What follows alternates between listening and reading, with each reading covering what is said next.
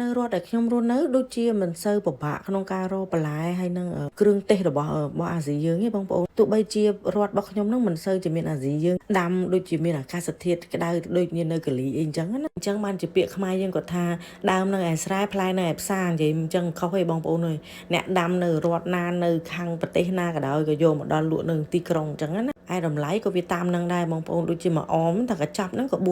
ប៉ុន្តែធ្វើមិនអីបើយើងឃ្លានយើងចង់ណាហើយបន្លែដែលខ្ញុំយកមកស្លថ្ងៃនេះមានល្ពៅផ្សិតផ្ទីហើយនឹងននោងហើយខ្ញុំបុកជាមួយនឹងអង្ករដាក់បងប្អូនដើម្បីឲ្យទឹកសឡយើងនឹងរៀងខាប់ទៅហើយវាចេញជាតិពីអង្ករមកហ្នឹងគឺកាន់តែឆ្ងាញ់ហើយបងប្អូនខ្លះក៏គាត់សួរថាសឡអញ្ចឹងគ្រួសារខ្ញុំចេះហូបដែរហ៎